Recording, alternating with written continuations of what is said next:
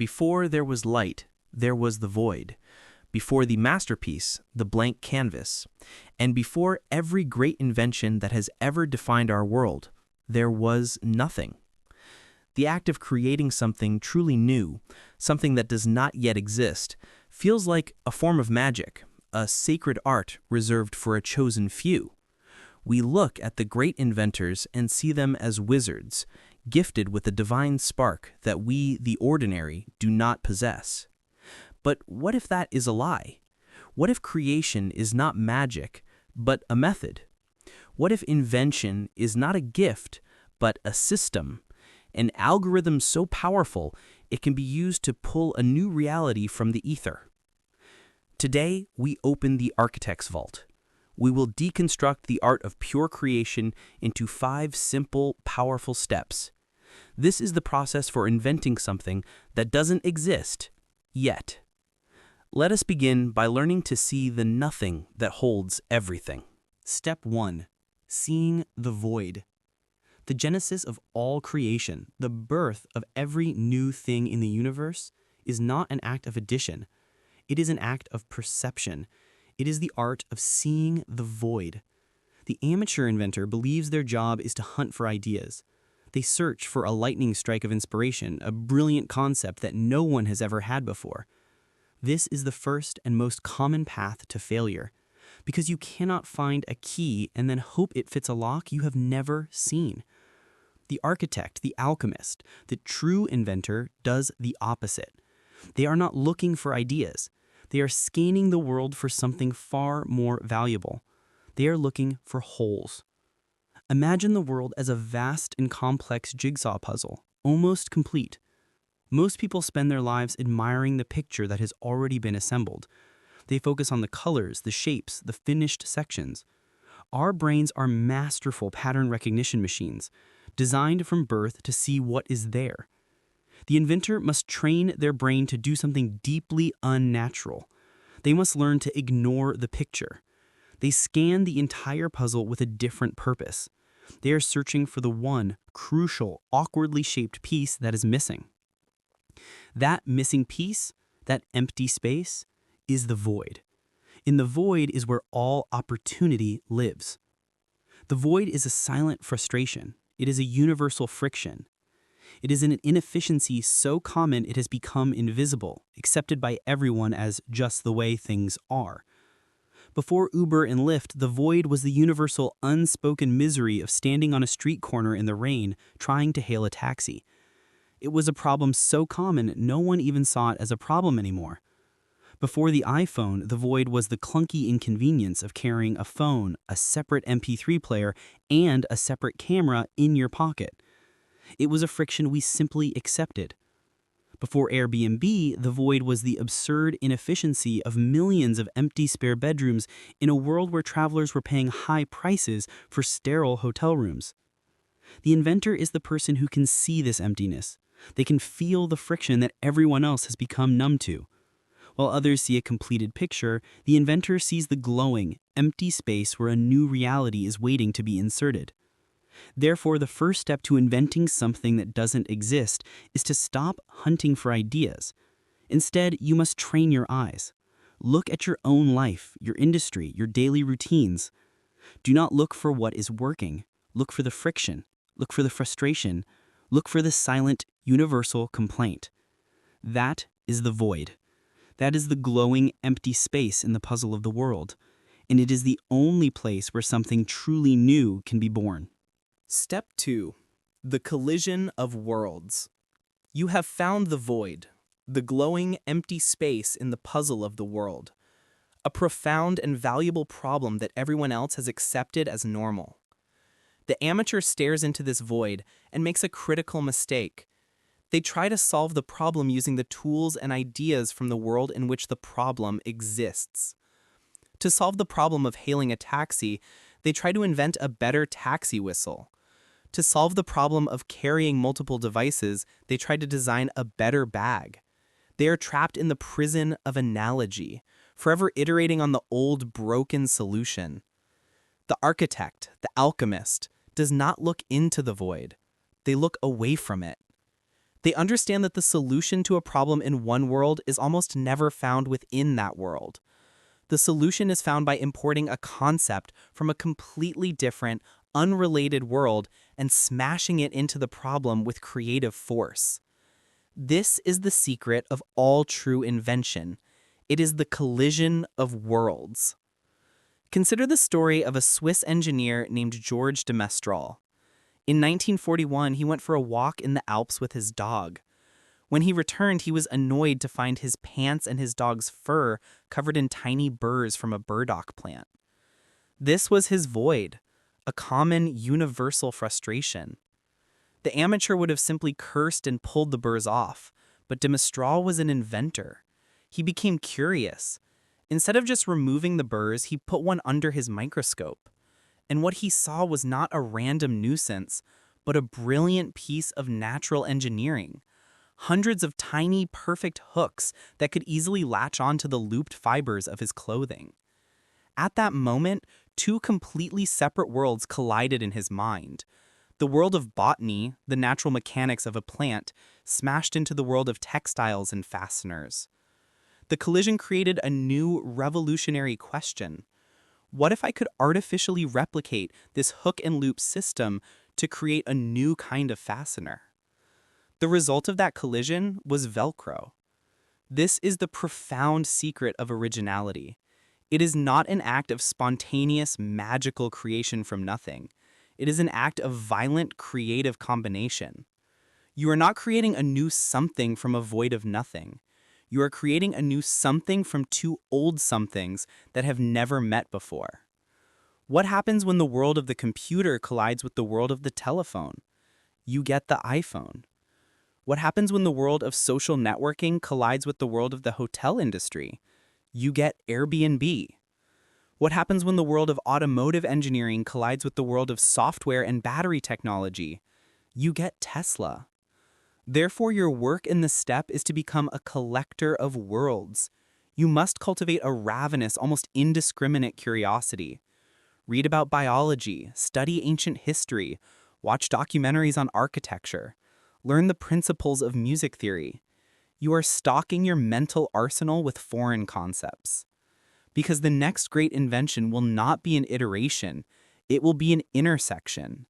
It will be the result of a violent, beautiful collision between the problem you have identified and a world of ideas that no one else ever thought to connect it with. Step 3. The resonance test. You have smashed two worlds together. You have created a new, hybrid idea, a potential solution to the void you have identified. An amateur at this stage makes a predictable and fatal mistake. They immediately fall in love with their own creation. They become convinced of its brilliance and rush forward to build it, blinded by their own bias. The architect, the alchemist, does the opposite. They treat their new idea with a profound and healthy skepticism. They know that most new ideas, even clever ones, are fool's gold. They are complex, they are clunky, they require a long and tedious explanation. To find the true gold, the alchemist subjects their idea to a simple, brutal, and unforgiving trial. This is the resonance test. The test is this: can you explain your new idea in a single, simple sentence that a child could understand? And when they hear it, does their face light up with an immediate, intuitive aha? That aha is resonance. It is the feeling of a profound, self-evident truth snapping into place. Think of the greatest inventions. What if your phone was also your music player and your camera, all on one beautiful glass screen? What if you could stay in a real person's home instead of a hotel for half the price? What if instead of hailing a taxi, you could just press a button on your phone and a car would appear? These sentences are not just simple, they are powerful. They hit the mind with the force of a perfectly struck bell. They do not require a long explanation. They do not require a PowerPoint presentation. The moment you hear the idea, your brain instantly grasps its value. It just feels right. It resonates. Now, consider the ideas that fail this test. It's a decentralized, blockchain-based synergy platform for the gamification of hyperlocal supply chain logistics. There is no resonance. There is only complexity. The mind does not light up. It shuts down. This is the sign of a weak, convoluted idea that is likely solving a problem that no one actually has. The resonance test is the alchemist's ultimate filter. It is a form of intellectual natural selection. It forces you to distill your idea down to its absolute, undeniable core. If you cannot make it simple, it is almost certain you do not understand it well enough. If it does not resonate with a simple explanation, it will never survive in the harsh, noisy world. Therefore, your work in this step is to become a ruthless editor. Take your new creation and try to explain it. Write it down, say it out loud, tell it to a friend, and watch for the spark. If you have to defend it, if you have to explain it for 5 minutes, if you are met with a polite but confused nod, you must have the courage to go back to step 2. The collision was not clean enough. The idea is not yet pure. But if you say the sentence and a look of sudden, dawning clarity appears in their eyes, if they say, "Wait, why doesn't that exist already?" then you have found it. You have found the echo. You have found true resonance. You have found gold. Step 4. The naming. Your idea has passed the resonance test. It is simple, it is powerful, it is pure. But right now, it is still just a ghost. It is a concept, an abstraction, a collection of what-ifs. To give it a body, to give it a handle that the world can grasp, you must perform an act of ancient magic. You must give it a name. This is not a branding exercise. It is an act of incarnation. It is the moment you take your formless, ethereal idea and you anchor it to the physical world with a single, perfect word. This is the naming.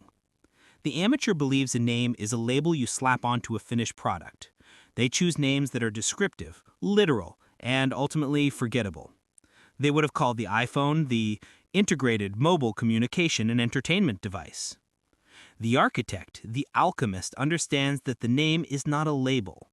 The name is the vessel for the idea. The right name doesn't just describe the invention. It is the invention in its most concentrated and potent form.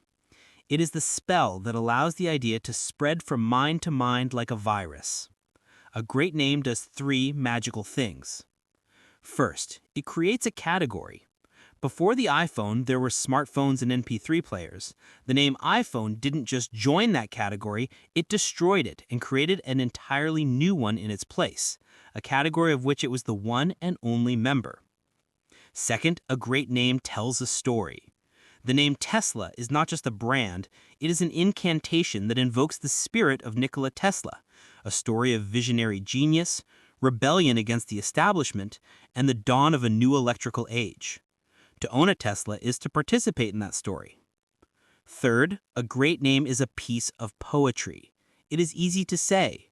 It feels good in the mouth. Google, Amazon, Apple. These names are not technical descriptions. They are simple, mythic, and unforgettable. They become part of the very fabric of our culture. Therefore, your work in this step is to become a poet. You must search for the one word, the one perfect incantation that captures the soul of your invention. Do not describe what it does. Find a name that embodies what it is. This process is not a footnote. It is a critical stage of the invention itself. The name is the handle. It is the lever. It is the first piece of your idea that will touch another human mind. When you find the right name, you will feel it. It will click into place with the same sense of resonant aha moment that your core idea did. It will feel as though the idea was simply waiting for this name to be spoken so it could finally be born. Step 5. The first manifestation. Your idea has passed every test. It was born from a void no one else could see. It was forged in the collision of worlds. It resonates with the clarity of a perfectly struck bell, and it now has a name, a powerful incantation that gives it form. And yet, it is still a ghost. It exists only in the ethereal plane of your mind and your notebooks. At this stage, it is a magnificent shadow cast by a light that has not yet been lit. It is pure potential. And this is the final great filter where the last 99% of all great inventions die. They die of perfectionism. They die of planning. The amateur inventor, holding their perfect named idea, now makes the most logical and most fatal mistake. They try to build the shadow. They try to manifest the final, glorious, world-changing version of their invention all at once. They write a 50-page business plan. They try to raise millions of dollars. They design the perfect logo and the flawless website. They spend months or even years polishing the ghost, preparing for the grand debut. And in doing so, they never actually begin. The sheer scale of the final vision creates a paralyzing fear of failure. The shadow is too large, too perfect to risk tarnishing with an imperfect first attempt. The architect, the alchemist, knows this is a trap. Their goal is not to build the skyscraper. Their goal is to forge the tiny, physical cube that casts it. This is the first manifestation. It is the act of creating the smallest, crudest, most minimalist, but functional version of your core idea. It is the proof of concept. It is the prototype. It is the first, ugly, but real line of code. Amazon did not begin as the everything store that exists today. The first manifestation was a crude website run from a garage that sold one thing: books. That was the cube. The global empire was its shadow. The first iPhone prototype was not a sleek rectangle of glass and aluminum. It was a messy, oversized circuit board screwed to a piece of plywood. But it worked. It proved that a multi-touch interface was possible. That was the cube. The Cultural Revolution was its shadow. The first manifestation is not the product. It is the moment you drag your idea kicking and screaming from the world of thought into the world of atoms. It is the act of making the idea real, no matter how imperfectly, for the very first time. The shadow is a promise. The cube is a fact. And the moment that first physical fact exists, the entire universe shifts. Your idea is no longer a dream. It has a gravitational pull. It can be touched, tested, criticized, and most importantly, improved. Therefore, your great work, the final step in this process of creation, is not to build your Tesla. It is to forget the glorious final vision. Your only task is to find the absolute simplest, fastest, and cheapest way to create the first manifestation. Forge the first crude but real version of your cube. Light the candle. And in doing so, you will cast a shadow that has the power to change the world. The shadow is a promise. The cube is a fact. And the moment that first physical fact exists, the entire universe shifts. Your idea is no longer a dream. It has a gravitational pull.